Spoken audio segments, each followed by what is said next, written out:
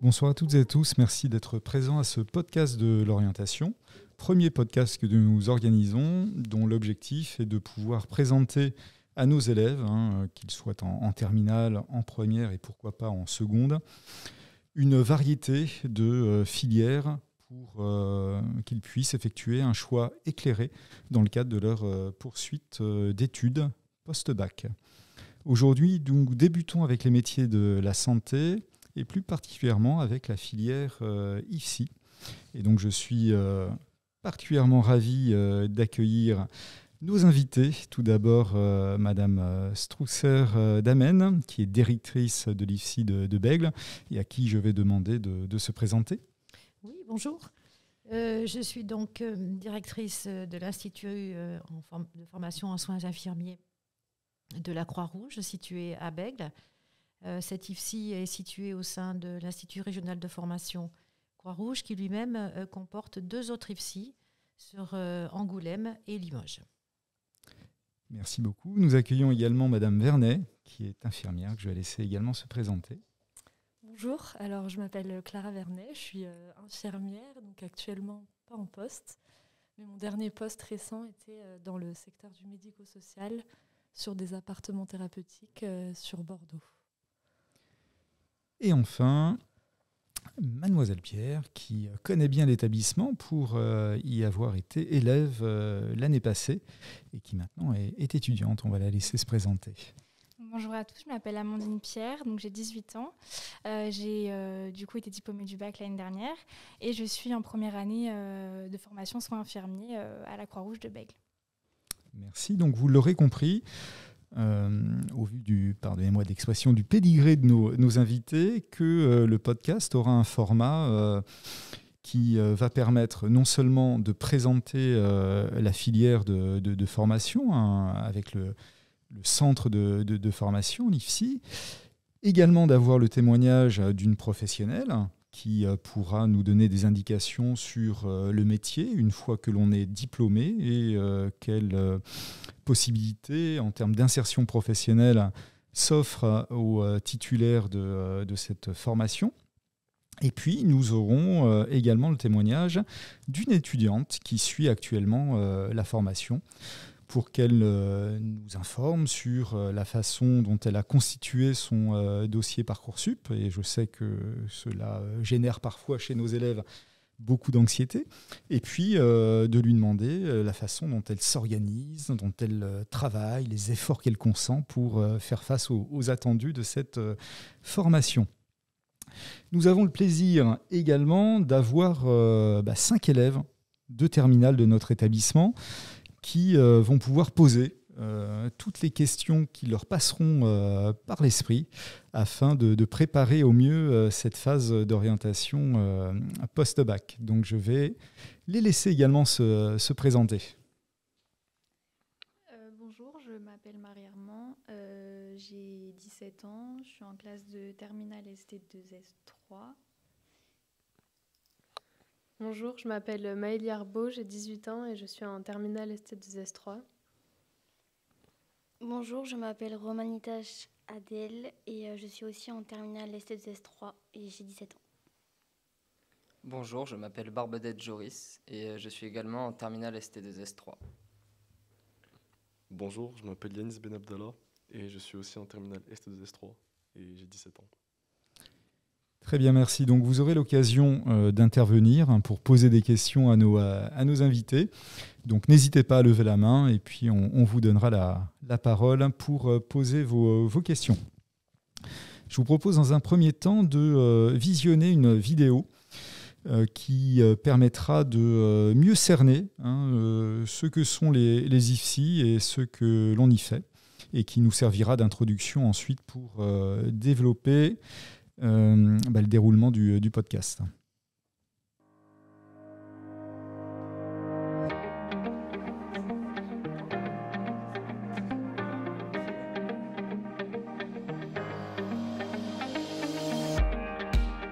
je suis formatrice auprès des étudiants en soins infirmiers. Nous formons les étudiants à devenir des infirmiers en soins généraux avec évidemment parfois certaines spécificités comme ils peuvent avoir envie après de travailler soit en santé publique, faire de la prévention. On forme aussi donc des étudiants dans les soins généraux, dans les hôpitaux, soit chirurgie, médecine. Alors cette formation, elle dure 3 années et en alternance, il y a des périodes de stage. Et donc ça représente la moitié de la formation. Ils peuvent réaliser des stages à l'international. Donc là, ce sont les étudiants qui sont en mobilité, mais les formateurs aussi partent en mobilité, justement pour mieux connaître les attendus des autres pays, là où nos étudiants partiront se professionnaliser. Même s'ils souhaitent travailler en France après, ce sont des compétences très enrichissantes, ce qu'ils vont apprendre ailleurs, une nouvelle pratique, à travers de nouvelles cultures aussi. Depuis quelques années, on retrouve une très bonne employabilité pour les étudiants qui sont jeunes diplômés. Et dans tous les secteurs, les futurs employeurs nous proposent de prendre des étudiants en stage sur des spécialités comme des stages au bloc opératoire, alors qu'ils ne sont pas encore formés. Il y a cette demande qui est très forte auprès des futurs employeurs et de nos partenaires de stage.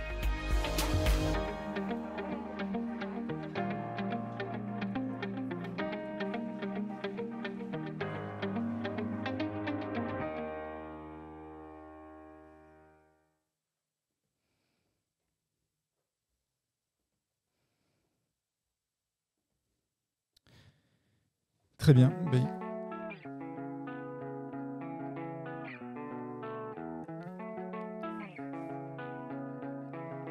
On avait enchaîné sur une deuxième vidéo qui ne nous concerne pas. Donc, après cette petite présentation de l'IFSI, on va s'adresser directement à sa directrice pour qu'elle nous présente l'IFSI de Bègles, où il se trouve, ce que l'on y fait, quelles sont ses spécificités. Alors, l'IFSI de Bègles se trouve sur le site des Terre-Neuves, donc sur la commune de Bègles, en limite de Bordeaux, près des boulevards, avec un accès facilité par la voie de tram. C'est important de le savoir. Donc, c'est un IFSI qui a une capacité à ce jour de 110 places en première année. Ces places sont amenées à évoluer puisque actuellement le conseil régional nous incite à développer des places supplémentaires face à la pénurie de professionnels de santé, particulièrement infirmiers. Cette capacité est bien sûr précisée sur Parcoursup, je le dis pour les jeunes qui vont s'inscrire. Chaque institut de formation dépose le nombre de places autorisées. Comme maintenant, depuis 2009, la formation se fait en lien avec l'université. Et donc, la voie d'accès, en tout cas, se fait par Parcoursup. Peut-être on en parlera un petit peu plus tout à l'heure, plus particulièrement. Les rentrées se font au mois de septembre et la formation, comme l'indique le petit film, dure 3 ans, organisée selon l'organisation universitaire en semestres, 2 semestres par année de formation, 3 années de formation, et avec pour chaque année une alternance de périodes de cours et de périodes de stage. Les 3 années permettent donc l'obtention du diplôme d'État qui est validé par l'obtention d'un certain nombre de crédits européens. Ces crédits sont acquis sur 6 semestres, sur les 3 ans de formation. Voilà, ça c'est un peu générique. Est-ce que je précise autre chose ? Sur les contenus peut-être de formation, quels sont les... Alors oui, les contenus de formation. Alors comme je vous disais, la formation se déroule en partenariat avec l'université, puisque depuis 2009, les étudiants, quand ils sortent des 3 années de formation, ont le diplôme d'État, mais ont également obtenu une licence professionnelle. Beaucoup de cours se font en lien avec l'université, en particulier avec la médecine, pour les enseignements magistraux autour des connaissances médico-techniques. Il y a toute une partie réservée aux soins infirmiers qui se font plutôt sous forme de TD. Il y a des apprentissages en sciences humaines et puis tout un tas d'apprentissages autour de techniques de soins, dont la question de la relation au patient. Je regarde en même temps notre jeune étudiante qui peut me compléter, bien sûr, sans problème. Vous voulez peut-être d'ailleurs compléter maintenant ? Non, mais c'est vrai que les enseignements sont variés selon les semestres. Donc, au premier semestre, on a pas mal d'enseignements théoriques, forcément pour être en capacité après d'aller en stage. Mais voilà, c'est assez varié. Alors, ça, c'était plutôt pour la partie, on va dire, un peu théorique. Pour la partie stage, il y a des spécialités qui sont obligatoires pour les étudiants. Il y a par exemple ce qu'on appelle les stages de courte durée qui doivent se faire dans les spécialités comme la médecine, chirurgie, obstétrique, tout ce qui peut être plutôt dans l'environnement médico-technique hospitalier. Il y a des stages qui doivent se faire dans les lieux de vie. Et là, nous sommes plutôt sur des institutions comme les EHPAD, mais aussi parfois comme les maisons d'accueil spécialisées pour des personnes souffrant de handicap. Il y a question aussi du domicile. Et le domicile est un environnement qui, en lien avec les politiques nationales autour de l'aller vers, demain sera un environnement très investi par la profession. Je le précise, parce que c'est important pour que nos futurs étudiants se rendent compte que les environnements professionnels à l'issue de la formation sont très, très variés.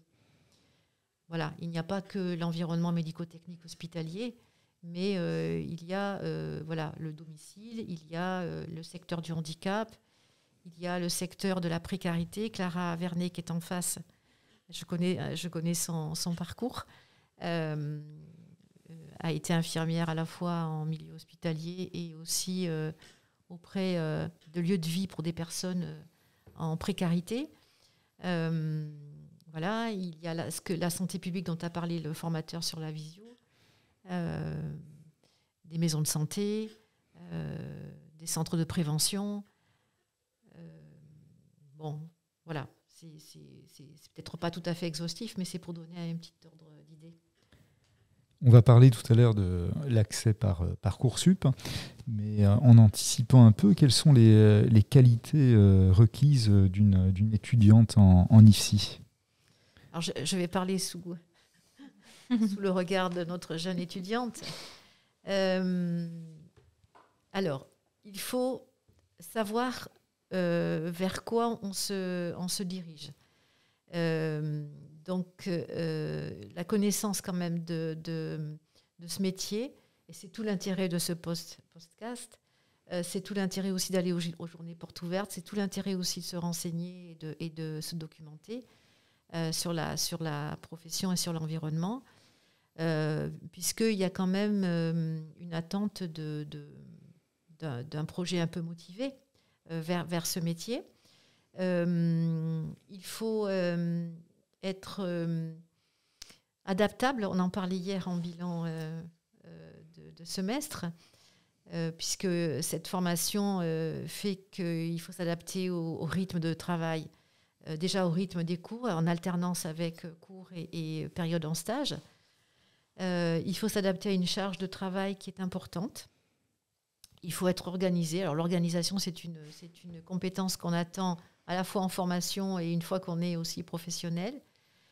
Il faut savoir aussi réfléchir et raisonner autour de situations. Alors ça s'apprend, on apprend et on accompagne les étudiants pour ça. Il faut savoir aussi gérer son stress.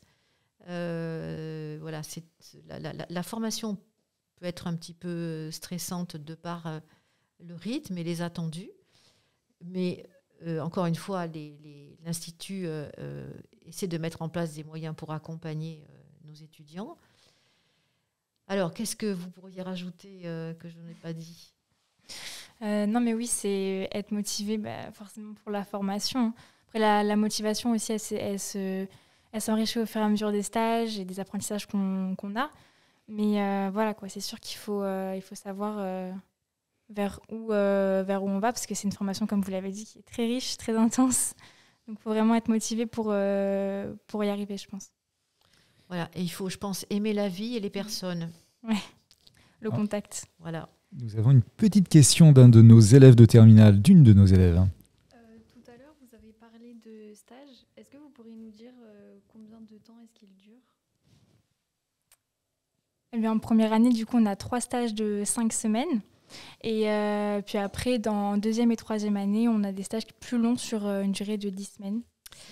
C'est ça. Alors, il y a une fréquence de 2 stages par année de formation et dont la durée est entre 5 et 10 semaines. Alors, les découpages peuvent être parfois un peu différents selon les IFSI. Mais c'est ces 2 périodes avec cette durée-là. Alors, j'imagine que ces stages sont relativement faciles à trouver. Alors oui et non.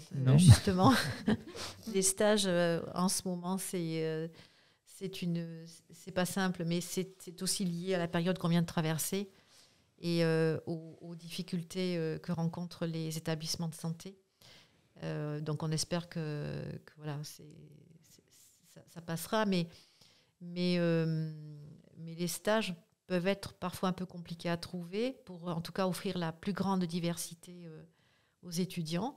Alors, ce qui est possible de faire, c'est, bien sûr, avec la validation de l'IFSI, de faire un stage, de trouver un stage par soi-même et parfois de le faire à proximité de son lieu d'habitation.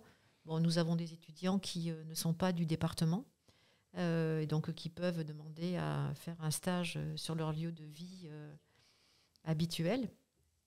Alors, là, au niveau de la Croix-Rouge, il y a un grand projet, une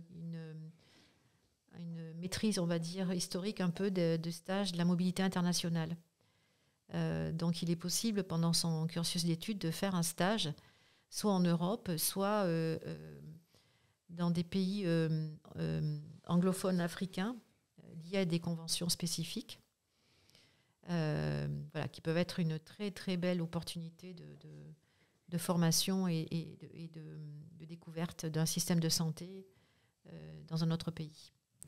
Nous avons une deuxième question. Donc par rapport au stage, est-ce que c'est possible de pratiquer des stages en urgence ou en bloc opératoire ? Absolument, absolument. Ça fait partie des stages dits de courte durée, obligatoires. Mais ça peut aussi être renforcé par un stage dit pré-professionnel qui est sur le dernier semestre, le semestre 6, qui est le dernier semestre, on va dire, de la formation, en 3e année, et qui peut correspondre le stage pré-professionnel, en général, correspond à une projection de l'étudiant vers un environnement qu'il a très envie d'intégrer à l'issue de son diplôme. Donc chaque fois que c'est possible, c'est pas toujours possible, mais chaque fois que ça l'est, on le favorise. Alors je ne sais pas si on a précisé la durée du stage sur l'ensemble de la formation de 3 ans. Ça représente combien de semaines ? Ah oui, alors là, je le connais pas par cœur. C'est une information... On a autant de temps d'école que de stage, mais après la durée, oui. D'accord. Bon, on donnera la précision je ultérieurement. Je voudrais vous donner un chiffre précis. Mais dans la fiche, je crois que dans la fiche qui va suivre... ça va être mentionné. Oui. Bon, on regardera ça. Je ne voudrais pas vous dire des bêtises. Tout à l'heure. On va s'adresser maintenant à Madame Vernet. Et tout d'abord, qu'elle nous fasse... le résumé de son expérience au sortir de sa formation en IFSI, comment son insertion professionnelle a pu se réaliser, quel poste elle a pu prendre en charge depuis sa sortie de formation. Alors moi j'étais à l'école d'infirmière à Montpellier, l'école du CHU, de 2014 à 2017. Et donc mon dernier stage pré-professionnel finalement a été le service dans lequel j'ai travaillé par la suite. Donc c'est vrai que ça facilite les choses. Le début, trouver un emploi, c'est très facile dans cette branche. Surtout donc pour moi qui était dans l'école affiliée au CHU, en fait on est très facilement recruté par le CHU par la suite. Et donc moi j'ai eu la chance de commencer mon expérience professionnelle dans le service où j'avais été en stage pré-professionnel, ce qui m'a soulagée parce que le début, quand on commence à travailler et être vraiment professionnel, ça peut être un peu stressant. Donc de connaître déjà l'équipe et le service, ça peut aider. Bon, après, il y a des personnes qui préfèrent voir un maximum de choses et changer. Mais moi, du coup, j'ai passé 2 ans et demi dans ce service en médecine interne au CHU, qui est un service très, très polyvalent et on apprend énormément de choses, très formateur. Ensuite, j'ai donc arrêté. C'était au moment du début du Covid, une intuition peut-être, je ne sais pas. J'ai ensuite déménagé à Bordeaux et j'ai commencé à travailler dans une structure extérieure à l'hôpital, qui est une structure d'appartement de coordination thérapeutique, donc dans le secteur du médico-social. On est donc une équipe pluriprofessionnelle avec 2 infirmières, un éducateur, une assistante sociale, des auxiliaires de vie. Et on intervient sur des appartements qu'on sous-loue pour des personnes précaires qui ont des maladies chroniques, qui ont besoin d'aide pour coordonner leur parcours de soins, leur parcours social, pour se construire, se reconstruire. C'était une expérience très, très enrichissante, très différente de l'hôpital. Moi, j'ai fait ces deux expériences-là. Et après, c'est vrai qu'il y a tellement, tellement de possibilités. C'est très varié. On peut être dans des milieux très, très techniques et des milieux moins techniques. Mais il y a toujours l'humain qui est au centre. C'est un métier très vaste, quoi. Merci. Nous avons une question d'une de nos élèves. Est-ce que vous pouvez parler plus précisément du service dans lequel vous avez travaillé à Montpellier, s'il vous plaît ? Oui, alors la médecine interne, c'est en gros moi, le service où j'étais, c'était des personnes qui avaient des pathologies chroniques rares, des maladies auto-immunes. Donc, c'est un peu le service de, je ne sais pas si vous avez déjà regardé Dr House à la télé. Et donc, en fait, contrairement, on connaît la chirurgie, les gens viennent, ils se font opérer soit en urgence, soit de manière programmée. La médecine, c'est plutôt des personnes qui ont une maladie, donc soit une maladie connue, rare, soit une maladie inconnue, et qui viennent à l'hôpital pour faire des explorations, pour faire des traitements bien particuliers. Il y avait des gens qui avaient des traitements, des cures qui revenaient tous les mois pour faire des cures de traitement par rapport à leur maladie.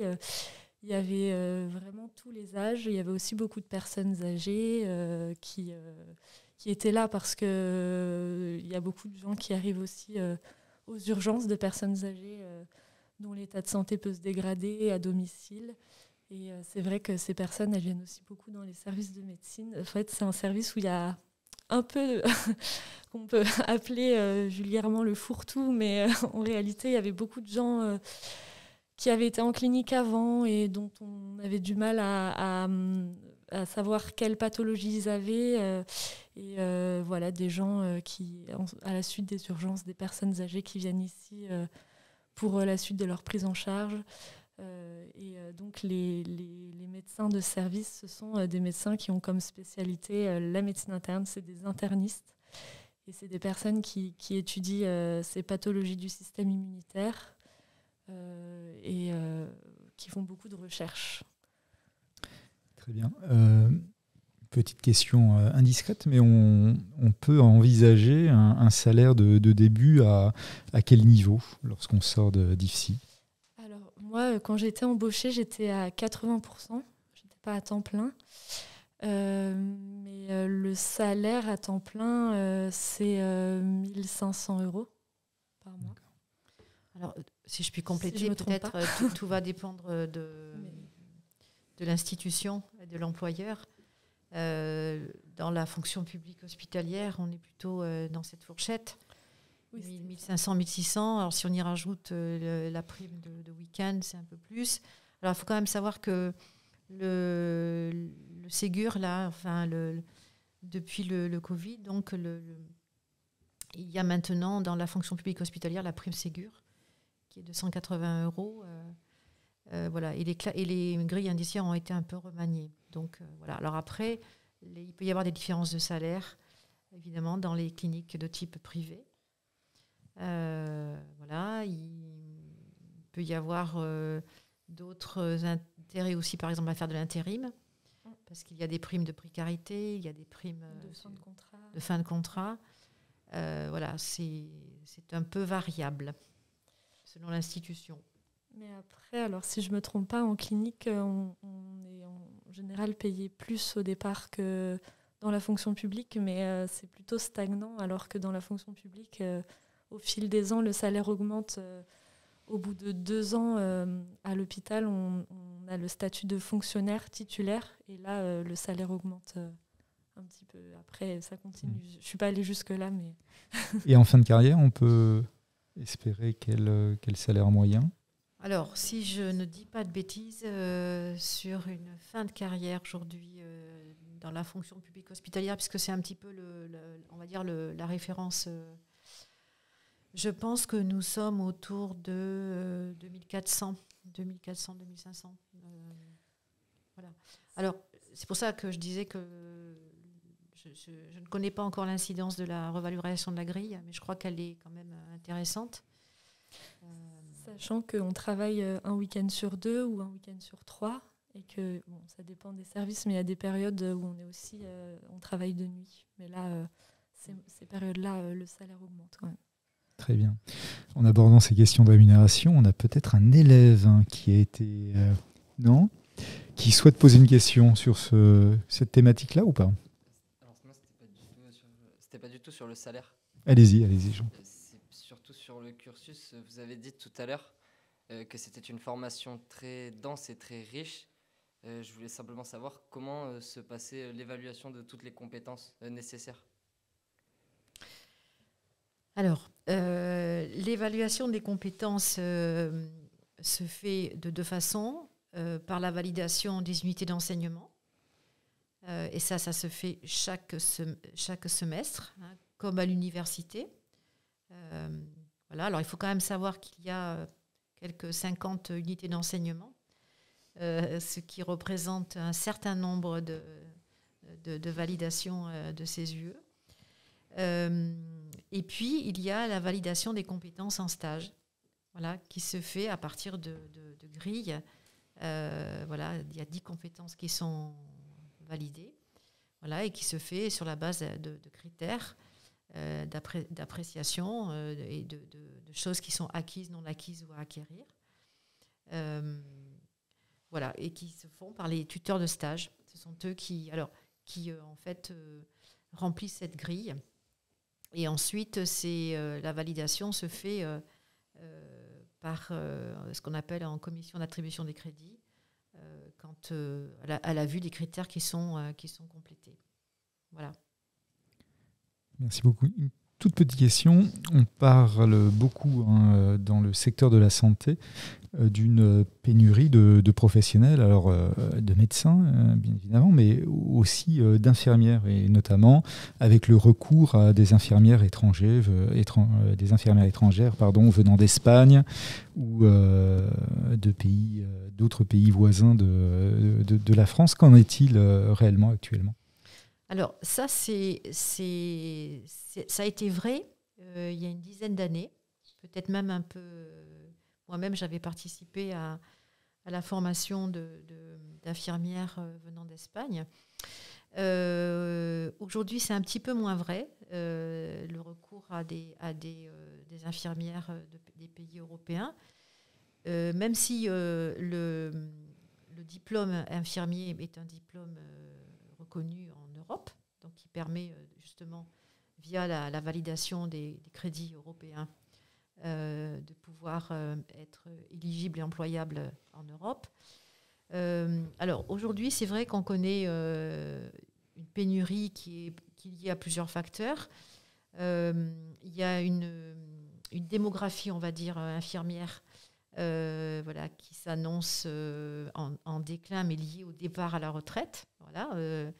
Il y a aussi peut-être il faut le dire, une crise un peu vocationnelle, on va dire, sur ces métiers qui sont quand même toujours reconnus pour leur utilité. Bon, on l'a vu en plus à l'occasion de la crise Covid, là, mais dont on leur reconnaît aussi la pénibilité, l'exigence liée à la responsabilité, aux contraintes aussi et aux environnements, on va dire, de travail.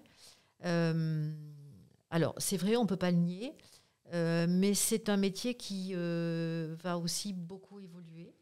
Je pense que les infirmiers de demain ne seront pas ceux d'aujourd'hui. Tout à l'heure, je vous parlais un peu du domicile et du aller vers.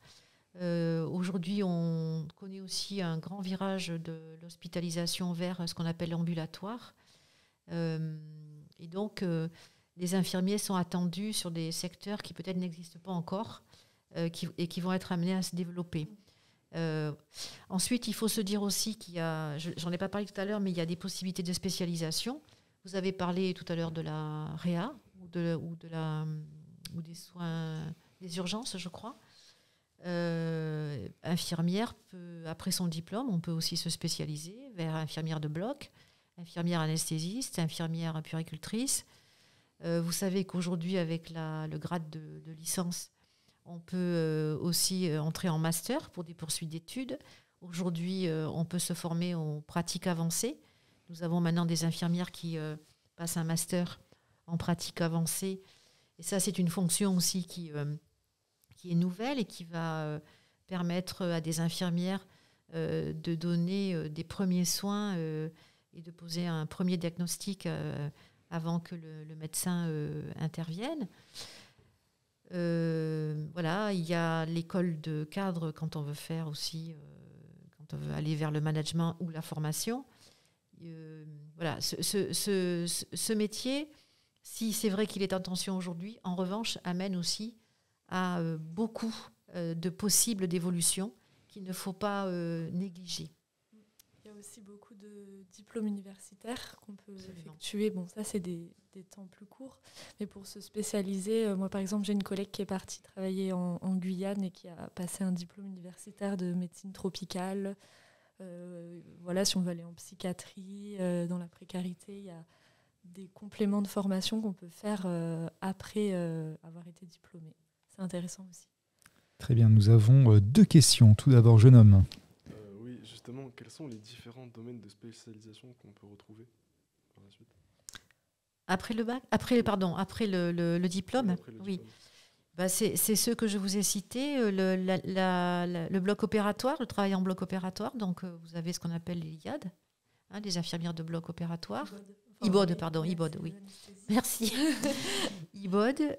Après, vous avez les infirmières anesthésistes qui travaillent aussi avec les infirmières de bloc et qui assistent, on va dire, toute la question de l'anesthésie auprès des médecins anesthésistes.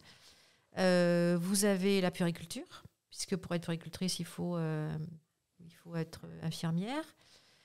Alors, on n'a pas parlé tout à l'heure de la santé mentale. Alors, ce n'est pas tout à fait une spécialisation en soi, parce qu'elle ne donne pas lieu à un diplôme, on va dire, supplémentaire une fois infirmier. Mais c'est un environnement aussi que j'ai oublié de nommer tout à l'heure, mais qui est important parce qu'en plus, il fait partie d'un des stages obligatoires pendant le cursus étudiant. Qu'est-ce que nous avons d'autre à ce jour? Vous avez cité les 3 diplômes qu'on peut faire de spécialisation, mais après, tous les domaines, c'est pas qu'on s'y spécialise, mais c'est qu'on y travaille par intérêt à la suite du diplôme. Voilà. Et c'est vrai, comme l'a précisé Clara, que parfois quelques DU peuvent donner une orientation. Le DU santé précarité pour travailler auprès des publics en difficulté, en vulnérabilité. Les DU, par exemple, sur les problématiques de toxicomanie ou de pratiques addictives. Les DU en santé mentale, les DU en éducation thérapeutique, les DU en hygiène hospitalière, qui peuvent permettre d'occuper des postes un peu spécifiques et fléchés. Il y a aussi des formations qu'on peut faire au sein de l'hôpital qui peuvent être d'une journée ou de 2. Moi, je sais que j'en ai fait sur les pansements. Enfin, il y a plein de domaines. Il y a aussi même des techniques comme l'hypnothérapie pour la gestion de la douleur. Il y a des formations qui peuvent être très courtes et très intéressantes. Et il y en a qui peuvent être très longues. Enfin, c'est assez varié. Très bien, nous avions une deuxième question également. J'aimerais savoir comment est-il possible de se spécialiser dans un domaine particulier lors de ses études? Alors, vous ne pouvez pas vous spécialiser lors de vos études. Vous pouvez repérer une spécialisation qui vous intéresse. Par exemple, tout à l'heure, vous parliez des urgences ou de la réanimation. Vous pouvez repérer au cours d'un premier stage et demander à en faire un second, par exemple, au moment de votre stage pré-professionnel, qui est juste avant l'obtention du DE et votre intégration dans l'emploi. Mais justement, la formation, on essaie de la faire la plus large possible, la moins spécialisée, pour que ça puisse vous donner une ouverture et surtout une vision de l'ensemble des environnements professionnels et surtout que ça vous permette de développer l'ensemble des compétences attendues pour être une infirmière. Voilà. Donc une infirmière en soi, comme l'a dit d'ailleurs le formateur dans la visio, elle a une formation en soins généraux. Voilà. Les spécialisations, c'est après. Mais vous pouvez déjà repérer, peut-être, et c'est le cas de beaucoup d'étudiants, un environnement et une spécialité qui vous plaisent et qui peut-être vous permettront d'affiner votre projet d'intégration dans l'emploi au moment à l'issue de vos études. Ça répond à votre question? Oui, merci. Très bien. Maintenant, j'aimerais que l'on rebascule du côté des élèves que vous avez été l'année dernière encore, donc c'est tout récent, pour la construction du projet et notamment toute la démarche dans le cadre de la procédure Parcoursup. Comment vous avez recherché des informations sur la filière, comment vous avez constitué votre dossier Parcoursup et notamment ces lettres de motivation et comment vous avez singularisé en fait votre dossier pour que vous soyez sélectionné au terme de la démarche. C'est vrai que c'est assez difficile au début parce qu'on ne sait pas vraiment ce qui va être retenu finalement de notre dossier. Donc je sais que moi j'avais essayé de visionner des portes ouvertes, par exemple au CHU de Bordeaux en visio, donc pour être au courant un peu des attentes qu'on a de nous dans la formation.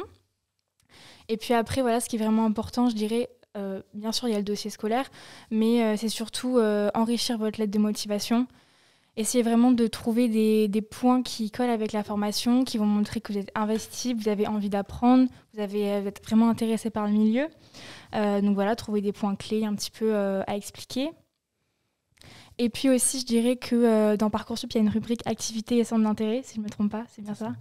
Et ici, du coup, c'est hyper important parce que ça va vous permettre aux écoles de plus vous découvrir vos centres d'intérêt, ce qui vous intéresse en fait, ce que vous avez traversé aussi dans votre vie, vos expériences autres qu'au lycée. Et donc, c'est aussi important de développer donc, ces critères-là parce que justement, vous avez la chance de vous exprimer, de dire ce qui vous intéresse en fait.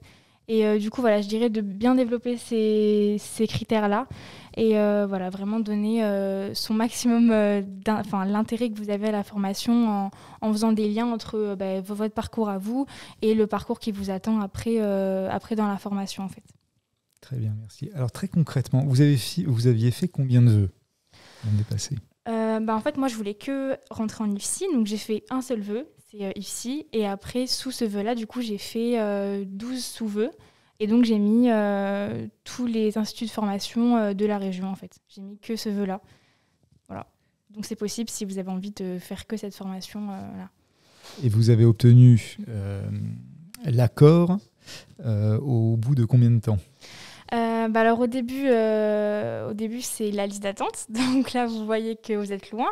Moi, j'étais millième, voire plus. Donc si vous voyez ça, du coup, vous dites pas que c'est pas possible et que ça va jamais se faire. Moi, c'est début juillet que en fait, j'ai commencé à être acceptée dans les instituts un petit peu plus loin, tout ce qui est Libourne, Marmande, etc.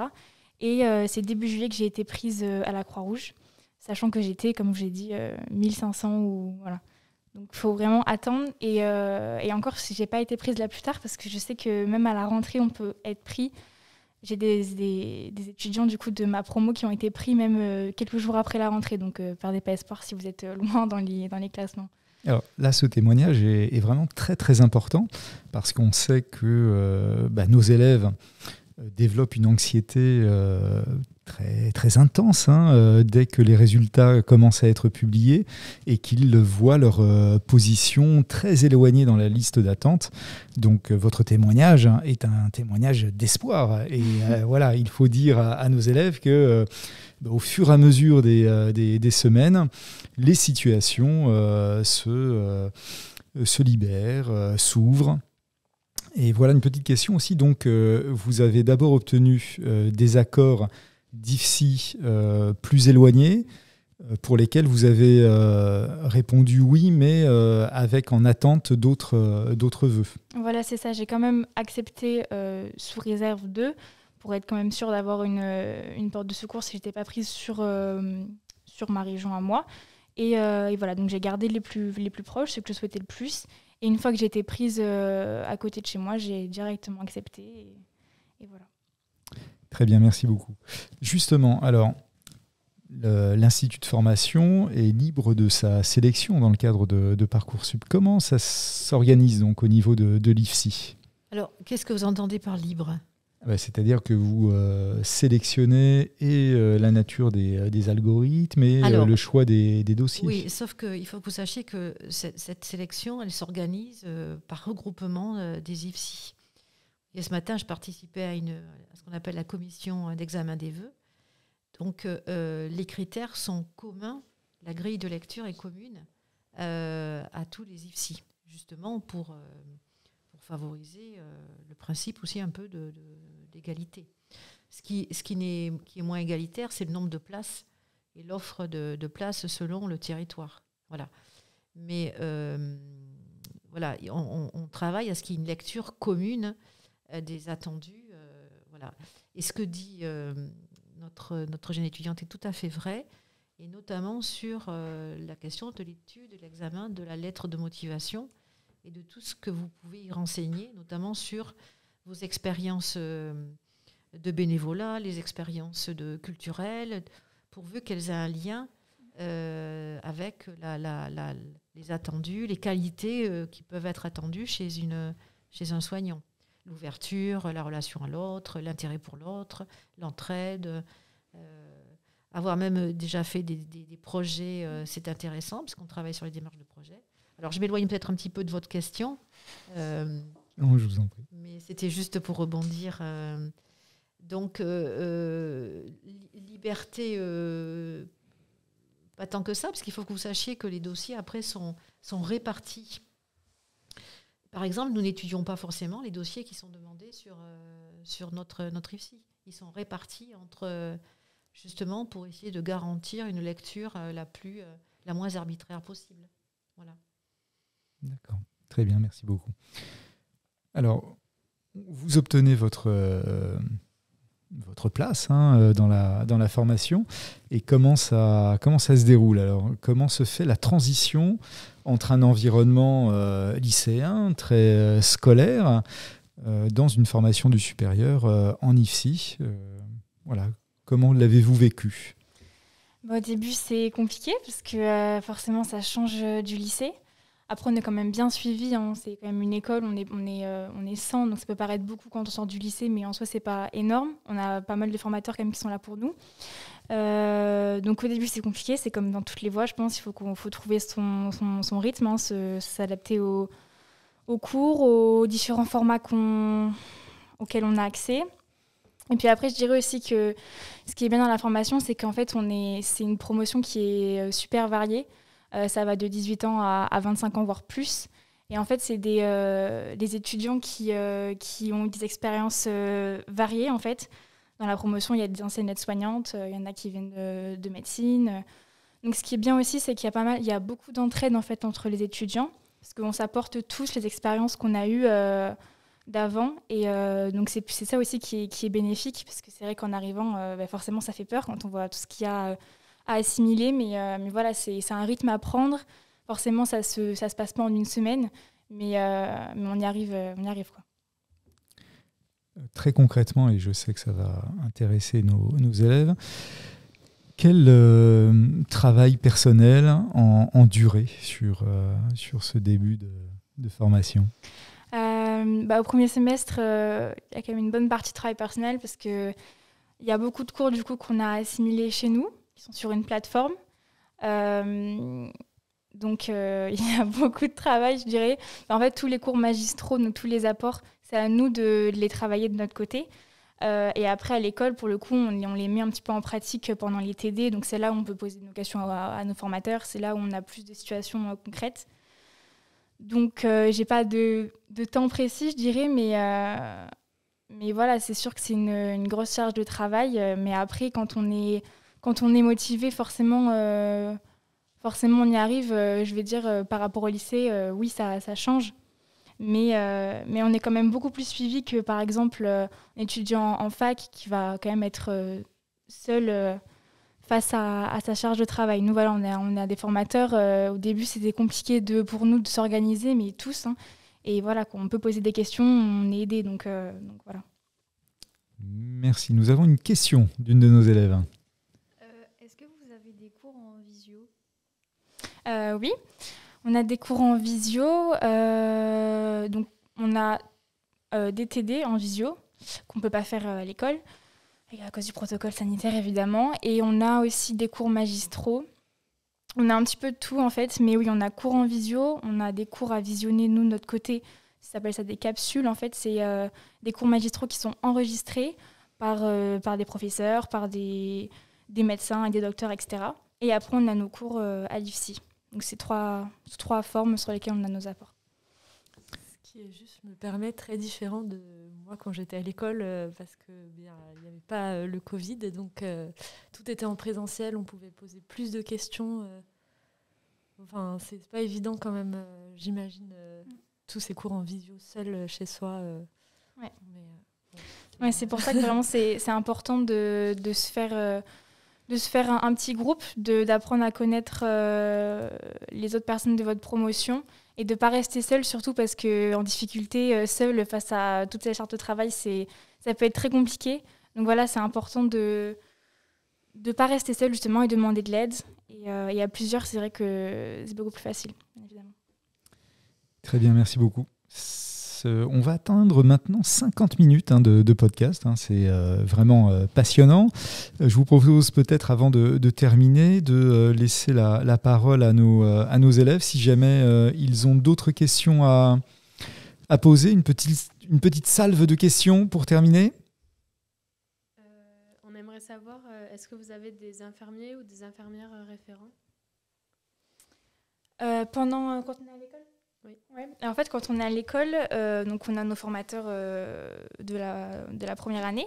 Et après, oui, chaque élève, ça s'appelle un responsable de suivi pédagogique. Et donc, c'est un formateur qui nous a attribué.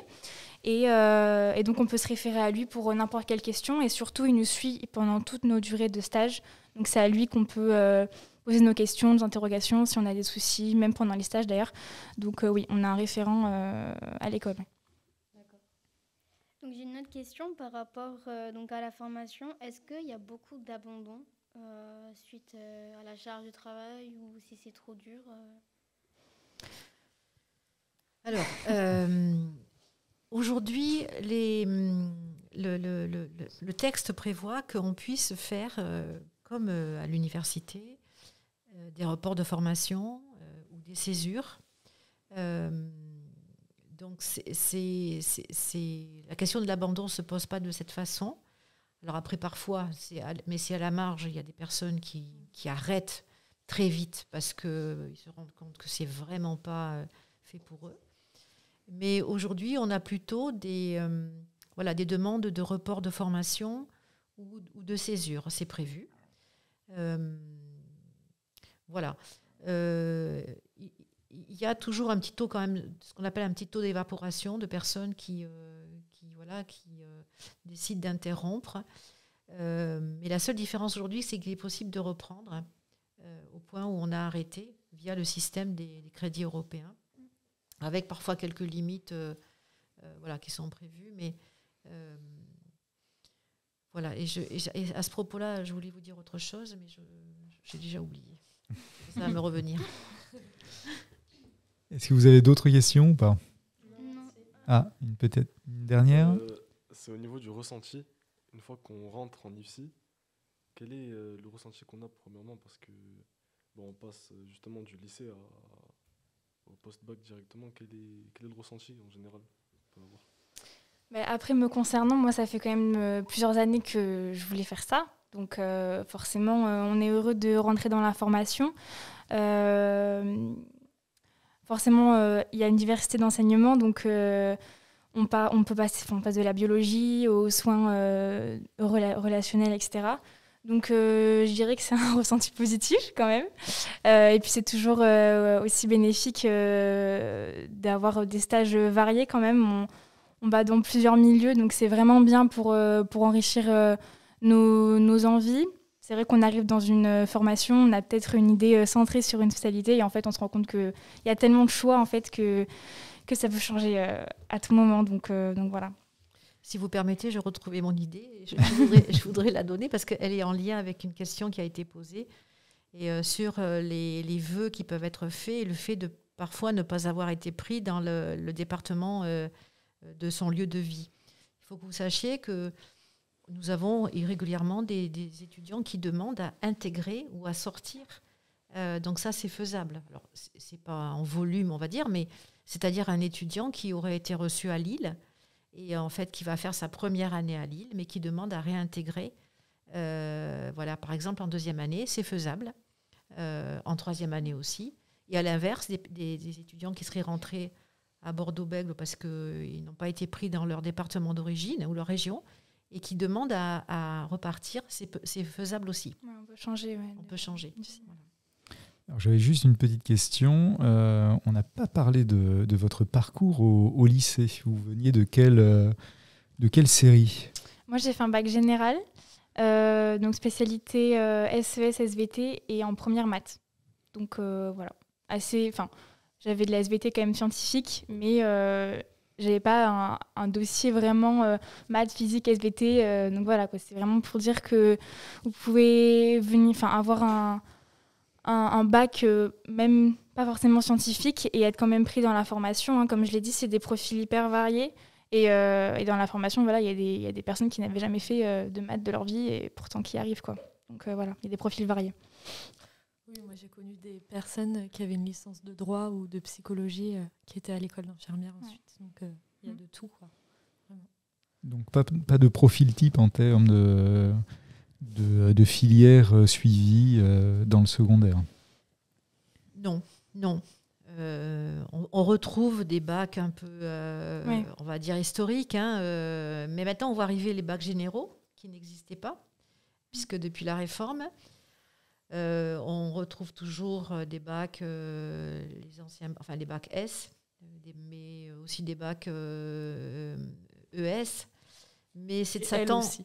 L, oui, tout à fait. Et alors, j'aimerais justement à ce propos dire que pendant très longtemps, on a entendu que les meilleurs bacs étaient des bacs scientifiques. Je crois qu'il faut vraiment, voilà, et je le dis, il faut sortir ça de la tête. Voilà, c'est absolument pas corrélé à la réussite pendant les études. Alors, c'est vrai qu'en S, il y a quelques enseignements, on va dire, un peu en biologie cellulaire et tout ça, mais très honnêtement, ce n'est pas du tout le bac qui vous mènera le mieux possible, tout en sachant qu'en plus, il y a des compétences attendues de l'ordre de la réflexion, de la rédaction. Aujourd'hui, c'est très centré sur des aptitudes rédactionnelles et de synthèse, de méthodologie de projet, de réflexion. Donc, voilà, tous les bacs ont leur place. Voilà, ça, c'est très important. Merci beaucoup. On va terminer par 2 questions. Je crois qu'il y en a 2 encore. Je vous en prie. Donc, vous sortez donc d'un bac général. Donc, vous avez pris la spécialité SVT. Donc, nous, on est dans un bac STS, donc techno. Donc, on fait plus de la bio. On n'a pas d'SVT. Est-ce qu'en arrivant dans la formation, c'est plus compliqué du coup est-ce que c'est de l'SVT ou de la bio enseignée? C'est qu'il y a une matière mélangée. C'est compliqué d'arriver dans une matière où on n'a jamais vu, par exemple, tout ce qui est biologie. On ne voit pas trop en SVT. Au premier semestre, vous avez une matière appelée donc, biologie fondamentale. Et honnêtement, en ayant fait la SVT, oui, il y a des notions qui reviennent, mais par rapport à tout ce qui nous est apporté, que vous ayez fait de la SVT ou non, honnêtement, ça ne change pas grand-chose. Comme je vous ai dit, moi, j'ai des amis qui n'ont pas fait d'SVT depuis leur année lycée, qui ont plus de la vingtaine, qui savaient absolument rien, et qui pourtant ont réussi. En fait, c'est juste une question de travail. Donc certes, il y a des matières où vous allez devoir plus approfondir, mais c'est tout à fait faisable, même si vous n'avez pas fait de SVT ou plus de bio, ou voilà quoi. Merci. Une dernière question peut-être? Oui, j'aimerais retourner sur tout à l'heure, quand vous avez parlé qu'on pouvait intégrer une IFSI en première année et changer à la deuxième année. On peut changer en cours d'année ou il faut attendre la fin de l'année? Alors, en cours d'année, en général, on le fait plutôt à l'issue d'une année et pour intégrer, voilà, parce que vous savez qu'il y a quand même des systèmes de validation de semestre et des capitalisations, voilà, c'est plutôt ça. Hein. Alors après, moi, je vous parle d'éloignement aussi important. Hein. Si c'est pour faire une mutation de l'IFSI de Bègles jusqu'à Libourne, bon, alors ça, c'est pas encore produit, hein, vous voyez, mais je vous parle vraiment de déplacements interrégions, hein, voilà, qui font que parfois vous êtes obligé d'aller et puis d'enclencher des dépenses aussi, parce qu'il y a aussi cette question. Hein, aujourd'hui, il faut que vous sachiez aussi que la région soutient il y a des indemnités de stage et il y a des indemnités pour les déplacements en stage qui ne sont pas négligeables. Oui, c'est sûr. Voilà, qui viennent soutenir. Il y a aussi l'accès aux bourses. Hein, voilà, il faut savoir ça aussi. Voilà. Alors, je crois qu'il y a encore une question. Est-ce que c'est toujours accepté les demandes de changement d'IFSI? Écoutez, oui. Alors, il faut juste que l'IFSI d'origine, celui à qui est fait la demande d'intégration, donne son accord, et que l'IFSI duquel on sort donne son accord aussi. Après, il faut que la situation soit claire au niveau des acquisitions, voyez, des crédits européens. Voilà. Parce que, quand même, il y a une particularité, c'est que pour passer en deuxième année et en troisième année, il y a quand même des prérequis, voyez. Donc, il faut juste être sûr que la situation de l'étudiant, qui peut avoir des dettes, puisqu'il y a des dettes qu'on peut avoir en première année, qu'on peut rattraper en deuxième année, hein. Il faut juste que ça s'étudie. Voilà. Et en général, voilà, c'est ça qu'on étudie. Après, ce n'est pas des mouvements de masse, hein, c'est vraiment quand même à la marge. Hein, ça ne représente pas... Oui, il n'y en a pas énormément. Peut-être dire qu'on a une journée porte ouverte c'est important. à l'IRPS Croix-Rouge du 5 février, qui va se dérouler de 9h à 16h. Et toutes les 2 heures, on va faire une petite présentation Voilà, donc on vous accueille évidemment les bras ouverts. Il faut que vous sachiez que c'est important, ça, de venir aussi aux journées portes ouvertes et de vous faire connaître. Voilà, ça donne aussi un poids à votre projet. Très bien. Eh bien, écoutez, nous avons dépassé l'heure de podcast. C'était absolument passionnant. J'espère que tous nos élèves auront eu les informations sur les interrogations qu'ils se posaient. En tout cas, moi, pleinement. Et je pense que je serais, si j'avais quelques 20, 30 ans de moins, je pense que je serais armé, effectivement, en termes de connaissances pour me diriger vers cette filière de formation. Donc, je remercie vraiment très chaleureusement nos 3 intervenantes. Merci de nous avoir consacré du temps, d'avoir consacré un peu de votre temps précieux à nos élèves pour les aider à formaliser des choix d'orientation les plus éclairés, les plus réfléchis possibles.